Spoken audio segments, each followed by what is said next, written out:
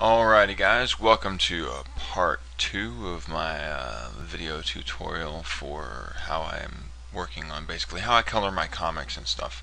And in this one we're going to go ahead and cover all of the remedial stuff, or excuse me, the shading and things like that and how I actually work. Now remember when we left off, I filled in the form with 75% gray, and I told you we were going to be working in Easy Paint Tool SI, and here we go, opening the file. Now I have opacity locked on my gray layer, and this is how I do all of my shading. The first thing I do is I use the pen tool that's available in SI, which functions pretty much like the brush tool in Photoshop. I have a mid-tone gray that I have selected, and I use this to basically mark off where all of my standard highlights are going to be. And I'm doing this in the figure of Chris. Basically, the first thing I do is I mark all of this off. If I don't like where something is, it's easy to change it at this point. So this is just kind of like my visual guide as to where I want the highlights, the main highlights, to go. And this is actually going to work more as kind of like the general shading, not like hot spots and things like that. And here you'll notice I picked a point in the upper left in which the light's coming from.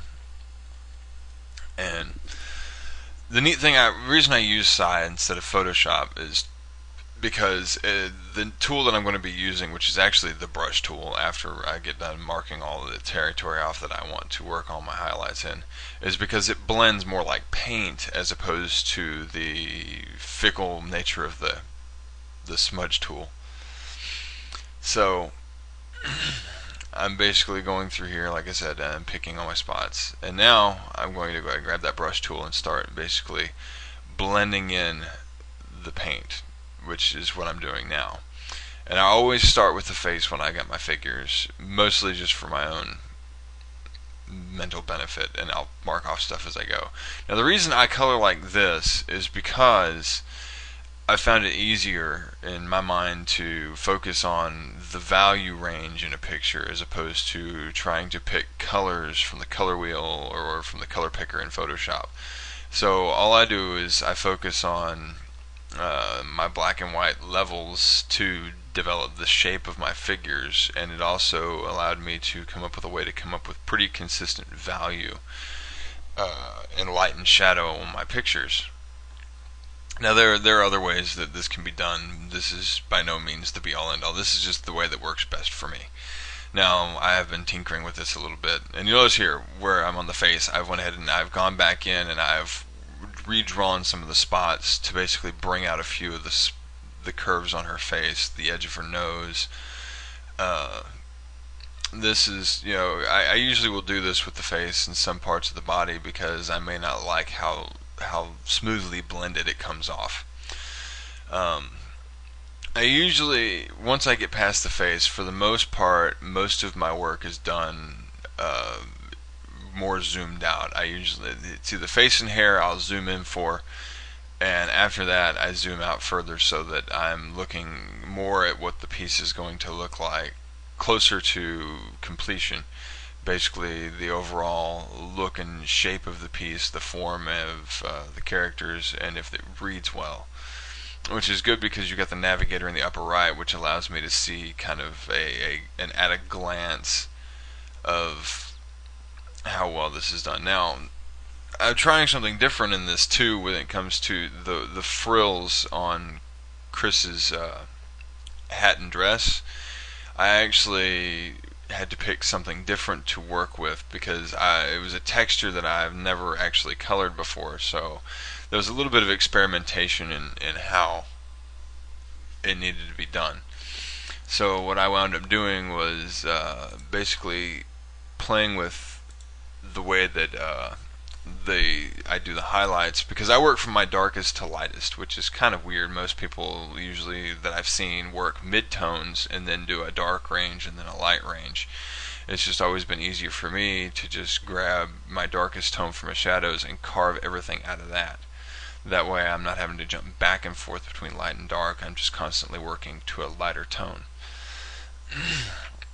One of the other reasons that I like this program is because it's easy for me to discern my change of plane. Basically, I can adjust how sharp or how soft the edge of my blending is going to be, which works really well for me as far as in the end what the characters end up looking like.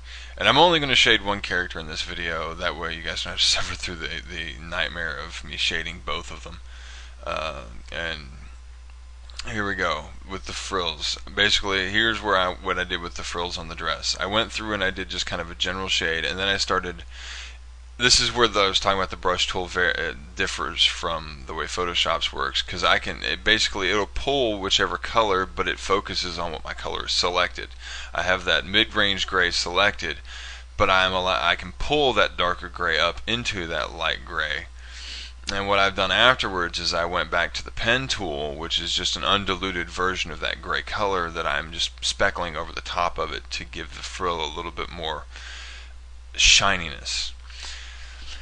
One of the first things I started working on with when I started using Psy was discerning a lot of the differences in how I needed to shade certain items and objects, because the more reflective an object is, or the harder an object is, depending on the material, the higher contrast it'll have. I actually have another gray, which is about 10-15%, so it's really light, close to white, that I use at times too when I really want to bring out hot spots or highlights. I don't actually use it in this particular image, but I will probably do a video later on in which I'm showing a little bit of how that affects the overall look of a piece. Now, I know I deviate a lot from set light source, but I try to keep it in mind as much as possible when I'm working in the larger forms like her abdomen, the breasts, the rib cage, the legs. Once I get into the smaller details, sometimes I'll fudge my light around a little bit. The other neat thing I like about this program is, despite the fact that CS4 for Photoshop has introduced canvas rotation, it requires OpenGL rendering to do it, and usually that takes a little bit more RAM. It takes up a lot more memory. I actually like Psy's version of it because it's completely lagless. It doesn't require me to sit there and fight with OpenGL rendering, and it's quick and easy for me to be able to actually flip and rotate the canvas around whichever way I need it.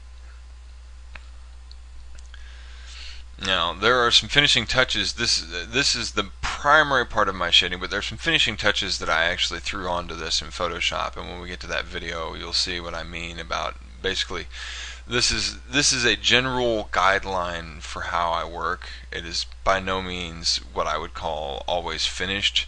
Most of the time I will stop here for the comic work, because I don't always have the time to invest in fighting over details that won't get seen in the final piece. But this is a good example, because this wallpaper is being done at both 1024 by 768 and 1280 by 1024. The detail is enough, and the final result is going to be large enough that there are some finishing touches that I throw on in Photoshop to the figures, because it pays off and it helps bring out a little bit more of the feel of the material that I'm going for with some of this. Now, I'm just about to wrap everything up. All I got left is her arm here and a little piece of hair, and once all that's done, this will be pulled back together and kicked over into Photoshop, and I will go on to do the finishing touches on the figures, as well as finishing rendering out the wallpaper. And depending on how long that takes, it may be 1 or 2 more videos for you guys.